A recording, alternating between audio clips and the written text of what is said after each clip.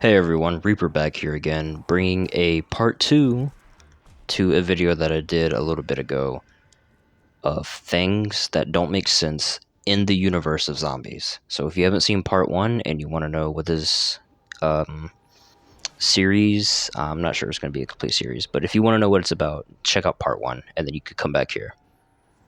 So starting off, we're going to go with BO4. And the point for this one is, how come everyone can use Takeyo's katana? And at the same time, you can literally have a team of 4 people with Takeyo's Path of Sorrow, but that really doesn't make sense since Takeo only has 1. Maybe you can say 2, since there was the one that 1.0 Takeo used in the Zetsubo Easter egg cutscene, but again, that it doesn't really make sense why there's multiple of them. And that will bring me to point 2, which is how come the Victus crew have the specialist weapons of all the other characters when they just got back from Blood of the Dead's cryo freeze and Richtofen's lab straight into this map. Because I don't see Takeo going, "Oh, you will bring great honor to my blade. Please take it to kill the undead." Like, it doesn't make sense that that would happen. Or they would have a spare katana for Takeo to use. Or something like that. Or like a spare Path of Sorrows at the base that they found, or something like that. Doesn't really make sense. Or Nikolai's flamethrower, because Nikolai built that himself. The only ones I can say are plausible is the Overkill and the Ragnarok, since those are made by 935. I'm pretty sure that's what it says in the BO3 menu for the specialist weapons, but that's the second point. I don't really know why these characters have those. On the map Origins, we have the return of our favorite characters just from another universe. This also includes the return of Samantha, who originally controlled the zombies back in Black Ops 1 and World at War. But with Origins and her return, it being the same Samantha is a little weird, as she sounds a little bit like this. 2 German scientists sought to harness dark and mysterious forces buried for centuries. They believed their discoveries would assure Germany's ultimate victory. What they could never have imagined was just what else their research would unearth. Yeah, so Samantha went from German to American accent in this map, but after this map, she immediately went back to German for the rest of her appearances, even in Cold War. For the next spot, we're going to go back to the point of last video with Blood of the Dead and the Masamune. In that video, I said how one person should at least have the Masamune since it is needed for the Easter egg.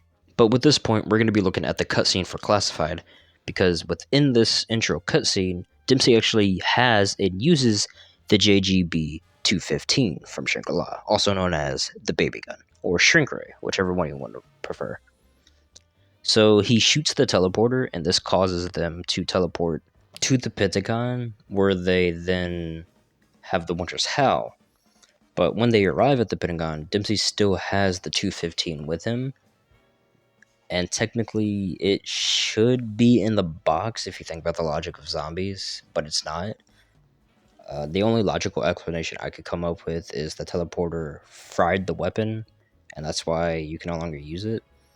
But it would have been really cool to have the Winter's Howl and the baby gun in the mystery box on Classified. It would have been different.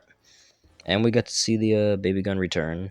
It was in Chronicles, but I think it could have fit perfectly in this map. Now, for the last point of today's video, I want to go to Transit and around the moon-ish era, because you also have Nuketown thrown in there. But on these maps, they take place in 2025. But the maps themselves have the aesthetic of the 1960s.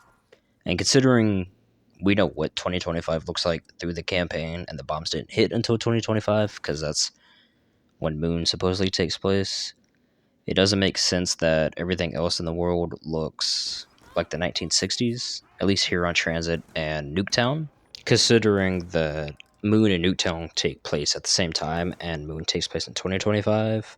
That means Nuketown also has to take place in 2025. But it's the multiplayer Nuketown from Black Ops 1, which is the 1960s version. They should have used the Nuketown 2025 from Black Ops 2's multiplayer if it was supposed to be 2025. So that's the final thing on this list that doesn't make sense. And I just want to thank everyone for the amazing support on the previous video. And I'm really glad that everyone enjoyed it and left some comments with some of their own ideas. I will be implementing some more comments into other ideas. So if you have any down below, let me know, and you may see yours in the next video. That's gonna about do it for today. I hope everybody has a good one, and see you later.